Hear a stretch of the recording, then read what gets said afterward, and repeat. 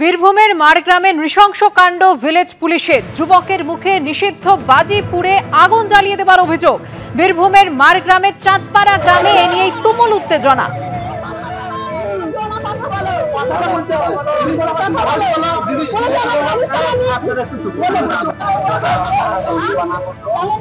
বাজিতে আহত যুবক হেমন্ত বাগদি ক্ষোভে ফুঁসছে এলাকাবাসী। ঠাকুর বিসর্জন দেখতে যাবার পথে এই ঘটনা ঘটে। গুরুতর জখম অবস্থায় রামপুরহাট মেডিকেল কলেজে ভর্তি যুবক। বীরভূমের মারগ্রামে ঘটেছে এই নৃশংস ঘটনা, যেখানে অভিযোগ করছে যুবকের মুখে নিষিদ্ধ করে আগুন জ্বালিয়ে দিয়েছে ভিলেজ পুলিশ।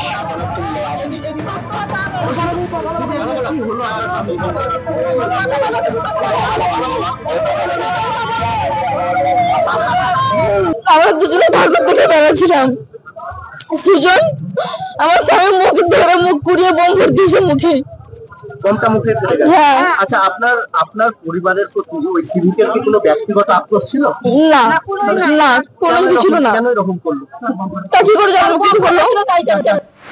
আর এই মুহূর্তে সরাসরি আপনাদের নিয়ে যাব বীরভূমে। আমাদের প্রতিনিধি ভাস্কর মুখোপাধ্যায় রয়েছেন আমাদের সঙ্গে।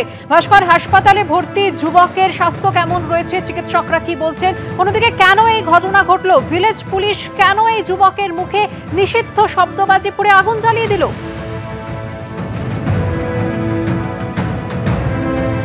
দেখো, এই ঘটনাটা কেন ঘটলো সেটা এখনো পর্যন্ত পরিষ্কার নয়। পুলিশ এই ঘটনায় তদন্ত শুরু করেছে, কিন্তু পুলিশ যেটা জানাচ্ছে যে তাদের মধ্যে, অর্থাৎ এই যে ভিলেজ পুলিশ এবং আক্রান্ত যুবকের মধ্যে আগে থেকেই একটা ঝামেলা ছিল এবং সেই ঝামেলায় গতকাল চরমে ওঠে। এবং যেটা পুলিশ সূত্রে জানা যাচ্ছে, গতকাল রাত্রি 8টা, সাড়ে 8টা থেকে 9টার মধ্যে যখন এই চাঁদপুর গ্রামে বিসর্জন হচ্ছিল, সেই বিসর্জন দেখতে এসেছিল হেমন্ত বাগদি এবং তার স্ত্রীকে নিয়ে।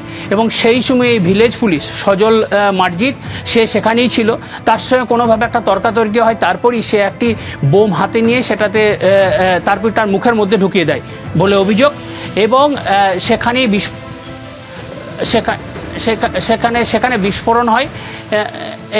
বিস্ফোরণ হয় এবং এই বিস্ফোরণের ঘটনায় তার মুখের বিভিন্ন অংশ আহত হয় এবং গুরুতর আহত অবস্থায় তাকে রামপুরহাট মেডিকেল কলেজ হাসপাতালে ভর্তি করা হয়েছে। এবং যেটা তার পরিবার জানাচ্ছে যে এই যুবকের সঙ্গে তাদের, অর্থাৎ সিভিক যে ভিলেজ পুলিশের সঙ্গে তাদের কোনো ঝামেলা ছিল না, কিন্তু কিভাবে ঘটনা ঘটলো সেটাও তারা বলতে পারছেন। তারা বলছেন যে হঠাৎ করে সে এলো, মুখের মধ্যে বোম ঢোকালো, তারপরেই বিস্ফোরণ, এবং তারপরেই তাকে স্থানীয় বাসিন্দারা উদ্ধার করে রামপুরহাট মেডিকেল কলেজ হাসপাতালে ভর্তি করে। কিন্তু পুলিশ এই ঘটনায় সজল মার্জিতকে আটক করেছে এবং তাকে জেরা করছে যে এই ঘটনা কি কারণ ছিল, কেন সেই ঘটনা ঘটালো। কারণ একটা জিনিস খুব পরিষ্কার, যে কোনো কারণ না থাকলে তো এইভাবে ঘটাতে পারে না। কারণ মুখের মধ্যে যদি বিস্ফোরণ হয় সেক্ষেত্রে ক্ষতিগ্রস্ত হবে, সেটা একদম স্বাভাবিক। এবং গ্রামবাসীদের একটা অংশের বক্তব্য যে তাকে খুন করার উদ্দেশ্যে এটা করা হয়েছিল, কারণ একটি বোমা যদি মুখের মধ্যে ঢোকানো হয় তাহলে সেক্ষেত্রে তার বড় ধরনের আঘাত হতে পারে, সেই পরিকল্পনা করে করা হয়েছে। আমাদের সঙ্গে থাকো। এবং এই আশঙ্কা একেবারেই উড়িয়ে দেওয়া যাচ্ছে না যে তার প্রাণঘাতী কিন্তু এই হতে পারতো এই বোমা, যেটা তার মুখে ঢুকিয়ে দেওয়া হয়েছে। বাজি মুখে পুড়ে যুবকের কেন আগুন জ্বালিয়ে দেওয়া হলো সেই কারণ খোঁজার চেষ্টা করছে পুলিশ। ইতিমধ্যে আটক করা হয়েছে সেই ভিলেজ পুলিশকে, তাকে জিজ্ঞাসাবাদ করা হচ্ছে। জিজ্ঞাসাবাদে কি উঠে আসে সেদিকে অবশ্যই আমাদের নজর থাকবে। বীরভূমের মারগ্রামে যে ঘটনা ঘটেছে, নৃশংস কাণ্ড ভিলেজ পুলিশের এবং যুবকের মুখে নিষিদ্ধ বাজি পুড়ে যেভাবে এই আগুন জ্বালিয়ে দেওয়ার ঘটনা ঘটিয়েছে ভিলেজ পুলিশ, তারপর কিন্তু একাধিক প্রশ্ন উঠে আসছে। বীরভূমের মারগ্রামের চাঁদপাড়া গ্রামে তা নিয়েই তুমুল উত্তেজনা। বাজিতে আহত যুবকের নাম হেমন্ত বাগদি, আর এ নিয়েই ক্ষোভে ফুঁসছে এলাকাবাসী। বমটা যা করেছে, বমটা যে মেরেছে মুখে দিয়ে, প্রথম হলো মুখে মেরেছে, মুখে অবস্থা খারাপ, জ্বালিয়ে দিয়েছি। ওটা ব্যান করা উচিত ছিল দোকান থেকে, তাহলে এটা হতো না। এখন যে মেরেছে সে হলো সজল, সিভিকের ভলেন্টিয়ার মেন ভিলেজ পুলিশ।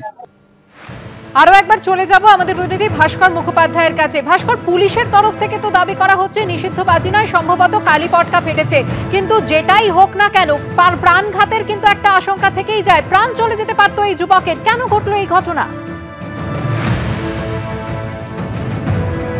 ঠিকই, একদমই। কারণ যেভাবে বোমা মুখের মধ্যে ঢুকিয়ে দেওয়া হয়েছিল এবং তারপর সেখানে বিস্ফোরণ হয়, সেক্ষেত্রে মরে যাওয়ার সম্ভাবনা ছিল প্রবল এবং একদম গুরুতর আহত হয়েছে। কারণ আমরা যেটা হাসপাতাল সূত্রে জানতে পারছি যে তালুর উপরে অংশ ক্ষতিগ্রস্ত হয়েছে, জিভের কিছু অংশ ক্ষতিগ্রস্ত হয়েছে, মুখের দুপাশে অর্থাৎ ঠোঁট, ওপর নিচে ঠোঁট ক্ষতিগ্রস্ত হয়েছে এবং দুপাশের অংশ ক্ষতিগ্রস্ত হয়েছে। সেখান থেকে একটা জিনিস খুব পরিষ্কার যে তাকে একটা চক্রান্ত ছিল এবং তাকে মারার একটা পরিকল্পনা ছিল বলে গ্রামবাসীদের একটা অংশের বক্তব্য। যেভাবে সে বোমাটি ধরিয়ে মুখের মধ্যে ঢুকিয়ে দেয় এবং পুরো ঘটনাটি ঘটে কয়েক সেকেন্ডের মধ্যে, এবং পরিবার জানাচ্ছে যে তাদের মধ্যে কোনো ঝামেলা ছিল না, কিন্তু পুলিশ সন্দেহ করছে যে তাদের মধ্যে কোনো একটা বিষয় নিয়ে আগে থেকেই ঝামেলা ছিল এবং সেই কারণে এই ভিলেজ পুলিশ এই ঘটনা ঘটিয়েছে এবং পুরো বিষয়টি পুলিশ তদন্ত করছে। ভিলেজ পুলিশকে আটক করা হয়েছে এবং তাকে জেরা করা হচ্ছে।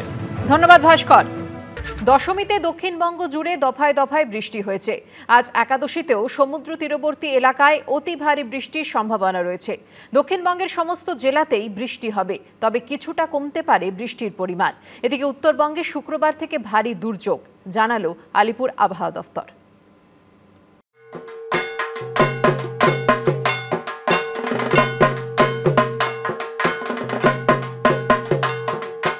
বিষাদের বিজয়া, ঢাকের বলে বিসর্জনের সুর, প্রকৃতিরও যেন মন খারাপ। নবমীর নিম্নচাপ দশমীতে অতি গভীর নিম্নচাপে পরিণত হওয়ায় দক্ষিণবঙ্গ জুড়ে দফায় দফায় বৃষ্টি হয়েছে। উত্তাল সমুদ্র। শুক্রবার একাদশীতেও একই পূর্বাভাস। আলিপুর আবহাওয়া দপ্তর বলছে, আগামী 24 ঘন্টায় সমুদ্র তীরবর্তী এলাকায় অতি ভারী বৃষ্টির সম্ভাবনা রয়েছে।